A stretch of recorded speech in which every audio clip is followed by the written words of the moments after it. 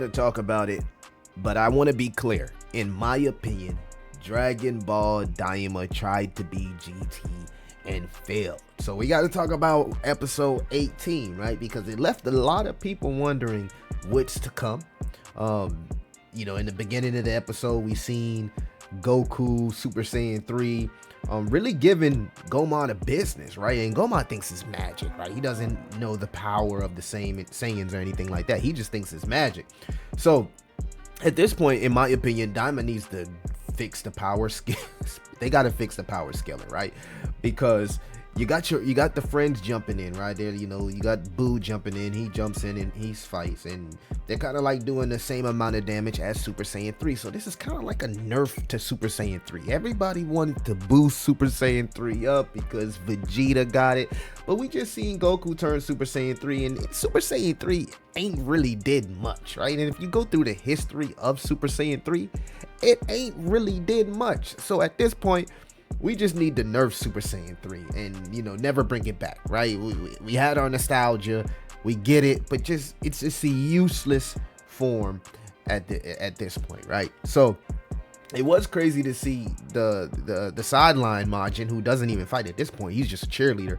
He tossed Majin Do a cookie, and then we see Majin Do turn to a Majin form of Super Saiyan 3, right? And again, despite their them teaming up as Super Saiyan 3s, right? You got the Majin Do. He's kind of like a kid learning how to power up, and we got to remember this is Kid Goku and Kid Vegeta, so these are not the adult forms, so it's hard for them to kind of like harness that power, right? So we seen Majin Do turn into like a form of SSJ3, so it's fair to say, based off power scaling, that Majin Do is equal to Super Saiyan 3 Goku, right? Because they were fighting Goma, and he came out like he was about to do something, but in the end, he really ain't do nothing, right? The cookie wore off pretty fast, right? And he went back to his base form. But it was kind of cool to see Majin Do have another form on the level of Super Saiyan 3.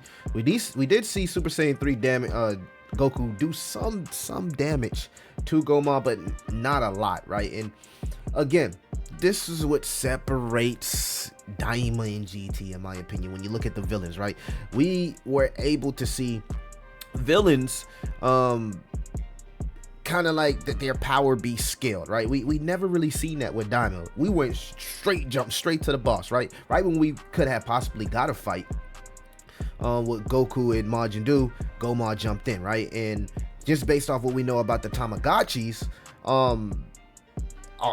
how strong are they really, right? When the Namekian gives extra power, are they on par with Super Saiyan 3? We don't know, because every time we get a solo fight, it seems like everybody jumps in. So it's kind of hard to kind of gauge the power scaling in this show. And then I'm gonna be talking about a little bit later in the video about the power scaling a little bit more. But Goma really was just giving Super Saiyan 3 the business. Again, Super Saiyan 3 getting absolutely owned. I think Vegeta, Super Saiyan 3, at this point, when you look at the history of Super Saiyan 3, right, you might argue maybe Gotenks or Super Saiyan 3 Goku when he fought Fat Boo, but Super Saiyan 3 Vegeta, now that this is canon, seems to have been the person that was able to use the form the best, right? So Vegeta fans, you got something to hold on to, because Goku in Super Saiyan 3, it just ain't work out for him.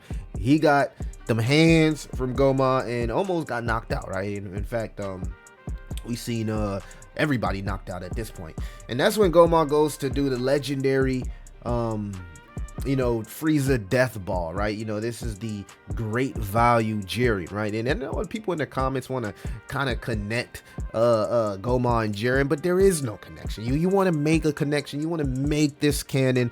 At the end of the day, GT should have been canon. Now I want to be clear. The fight scenes were really, really good. It had its like points where it was good, but you could tell that this anime is more so tailored towards magic opposed to like raw power, right? Like we seen from GT and some of the Dragon Ball sagas. So that was like raw power, right? This is more like a mix between raw power and magic. So even with the fight scenes, they're short-lived. They're short-lived, right?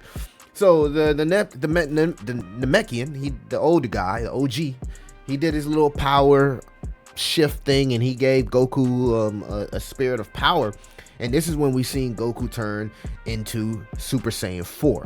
Now, what really pissed me off is that Vegeta watched this. And this is why Daima, in my opinion, doesn't, come close to any of the Dragon Ball sagas.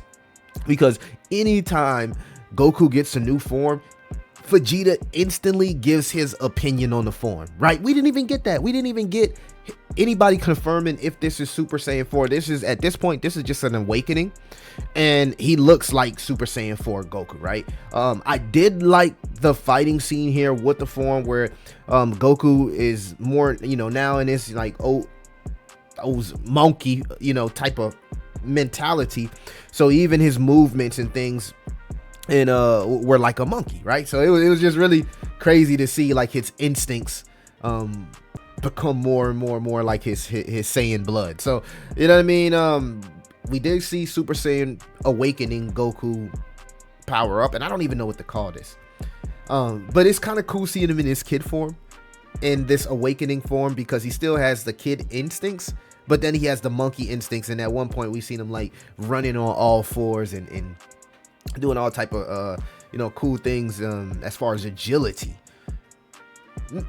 Now, if I had to rate the animation between Daima's Super Saiyan version of 4 and GT, I would have to say it's a tie. It's some things I like about Daima Super Saiyan 4 as far as animation. I'm not going to say about the anime, but it's just the drawing and the animation.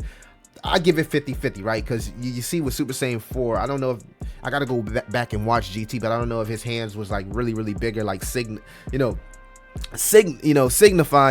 his monkey form. So at the end of the day, I can't say that the fight scene between Super Saiyan 4 Goku and Gomar was bad, right? It had its moments. I'm more about action and really being able to see that power scaling difference. And that's the one thing that I think the Super Saiyan Awakening or Super Saiyan 4 Daima kind of messed up, is it didn't really give Goku that edge, right? When Goku turned Super Saiyan 4 and in GT, he had that edge, right? He had that aggression, he had that edge, he had that confidence, he was real cocky. We didn't see that form of Goku in SSJ4 and Daima. And again, to be fair, right? To be fair, he is a kid, right? He is a kid, and in GT he kind of turned into an adult. So I'm gonna let that slide.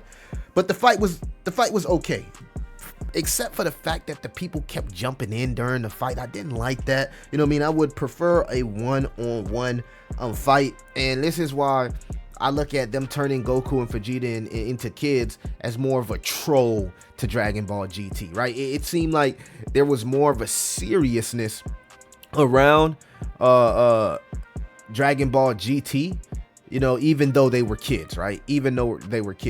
So, it just seems like Daima treats it more like a gimmick. Now, we did see this very, very, very dope part of the show when Goku got hit in the mouth in the midst of doing a Kamehameha, because I was waiting for the Kamehameha. I'm like, man, they gotta give us a Super Saiyan 4 Goku Kamehameha, right? He gets hit, and at that point, it's like he got knocked out of the Kamehameha, but then he kind of like focused, his power, and he starts to do the Kamehameha again, and he just one-shots Gomar with a Kamehameha, right? Like, destroyed him right now. That was like crazy. I haven't seen this type of animation from Daima since Dragon Ball Super, right? In the fight when we seen Jiren versus Ultra Instinct Goku. So the fight was insane, right? If we had to go with like the fight, the animation of the fight, you can't really argue the animation of the fight. It was absolutely insane. And the fact that we did get Dragon Ball GT look-alike, right? Dragon Ball GT look-alike Super Saiyan 4 Goku was, kind of like that nostalgia. So I did like that.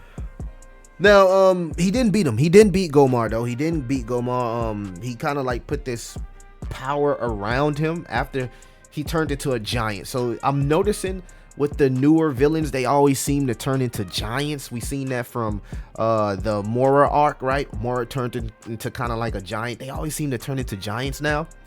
But it was very, very similar to what we seen in GT, right? When Baby turned into the Ozark monkey, and he was a giant, right? He was a giant. So you see the kind of like similarities between this and GT, but they just failed because of the power scaling, right? It's no clear like OP character or version of their transformation where you like it really stands out. Because even with Super Saiyan 4 Goku, his friends jumped in, right? And they all were fighting him. And then you could tell that Goku was stronger than them, right? Because there was the solo moments when him and Gomar was fighting. But for the most part, you know what I mean?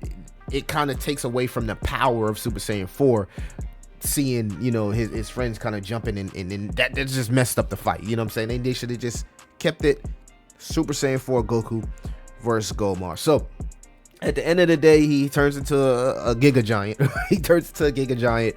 He puts Goku in his force field and kind of like wipes him of all his power, right? Wipes all his power. And that's when we seen, you know, I don't know if that's his sister or whoever it is, right? She asks the other guy to bring in the Dragon Balls, right? So, you know, he basically traded on everybody, right? He traded on everybody and gave her the Dragon Balls, right? And he was speaking Namekian towards the end, so we don't really know what he said and who he betrayed, right? You could say he betrayed Goku and Vegeta, or you could say he betrayed the witch. You know, I call her a witch, right? I don't even know her name. This, you know what I'm saying? I don't even know their names, right? I'm gonna be honest, I don't know her name, right? Because it's not memorable. But anyways, that's neither here or there, right? He says some Namekian jargon, and the show ends, right? And then they show us a little preview of betrayal, but they don't really say who he betrayed. So y'all let me know what y'all think is gonna happen in Dragon Ball episode 19, right? Yeah, I do apologize, I don't know her name and I don't know his name, right? Like I said, this is not a show that's very memorable, but in the moment, in the heat of the moment, when we need that Dragon Ball anime, right? We need to get our fix. It's doing what it's supposed to be doing, but it failed at being what GT actually was. Y'all let me know what y'all think about Dragon Ball episode 18 for Daima, and I'll catch you in the next one.